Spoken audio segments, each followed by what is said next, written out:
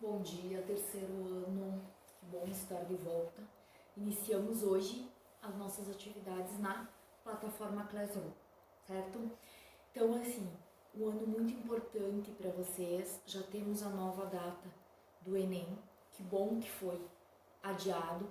E assim, a Prof fez uma seleção de conteúdos mais importantes e focados no Enem.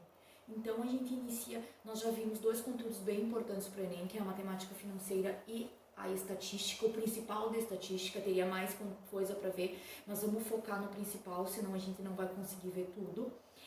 Iniciamos, a Prof vai fazer agora uma revisão sobre a geometria plana, que vocês já tiveram em anos anteriores, para depois a gente partir para a geometria espacial, que são também dois conteúdos muito importantes e muito presentes nas provas do Enem, ok? Então, geometria plana, áreas. O que é uma área? É um número real maior ou igual a zero, que representa a medida de uma superfície. Então, assim, a área, por exemplo, eu quero colocar azulejo num piso, no chão, certo? Colocar azulejo. Como é que eu vou saber quanto azulejo eu compro? Através do cálculo da área daquela região, daquela peça, por exemplo, colocar numa sala. Eu vou calcular a área daquela sala para mim colocar esse piso. Mesma coisa numa parede. Eu quero pintar uma parede. Quanto de tinta eu vou estar utilizando? Eu vou medir e vou calcular a área dessa parede para depois saber quanta tinta eu vou comprar. Claro, eu vou chegar lá na minha loja e vou dizer, ó, eu tenho tantos metros quadrados de área para pintar, quanta tinta eu devo comprar, ok? Então, a área, medida de superfície. Então, a gente tem aqui as principais áreas que a gente costuma ter nos exercícios, enfim, nas provas que vocês vão estar fazendo. Então, área do quadrado. O quadrado, lembrando, é uma figura que tem todos os lados iguais. Então, a minha área vai ser lado ao quadrado. Ou posso dizer base vezes altura. L vezes L, lado ao quadrado. Como é que eu calculo? Tamanho do lado, por exemplo, 2, vai ser 2 ao quadrado, a minha área é 4. Retângulo. Base vezes altura. Lembrando que elas são diferentes. Essa fórmula pode aparecer A vezes B, comprimento vezes largura, enfim, pode aparecer de outras formas.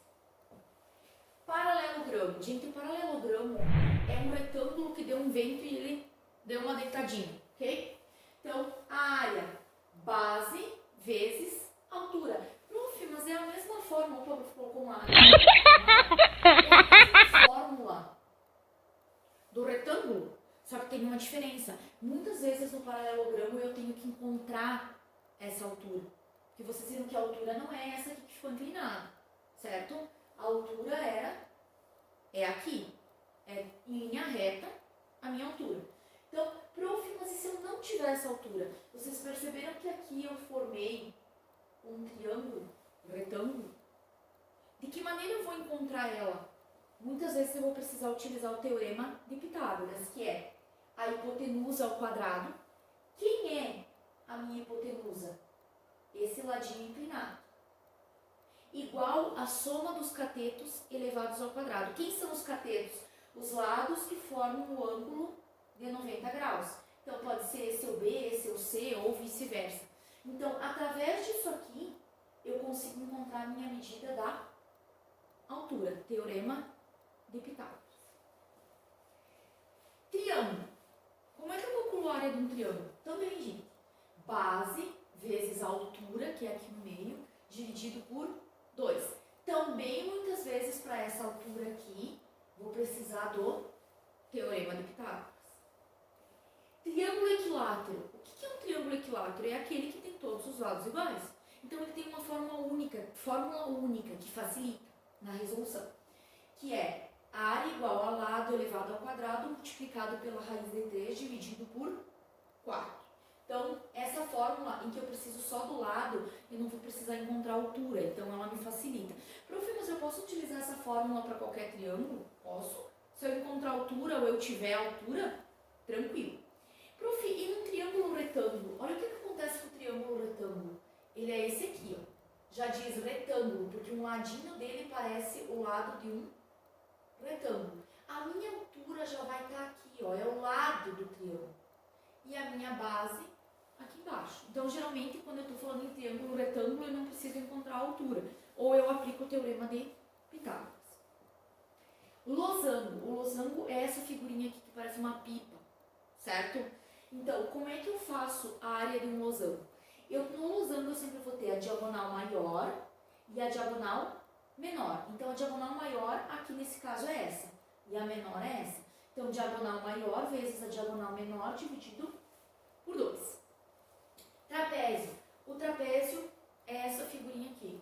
Então, gente, vai ser base maior mais a base menor, vezes a minha altura, que também, se necessário, eu vou aplicar o teorema de Pitágoras para encontrar ela, dividido por 2. Então, essa é a área do trapézio. Se em alguma situação aparecer que é um trapézio retângulo, o que, gente, é um trapézio retângulo? Trapézio retângulo é aquele trapézio, que eu vou colocar aqui, que um lado é como se fosse um retângulo, ele vai ter inclinado somente no outro. Então, a base maior está aqui, a menor aqui, e a altura acaba já estando aqui, certo? Então, esse é o chamado trapézio retângulo, caso apareça em algum exercício. No próximo vídeo, a prof vai dar alguns exemplos de situações em que essas fórmulas aparecem e também vai passar para vocês a fórmula do círculo e do setor circular.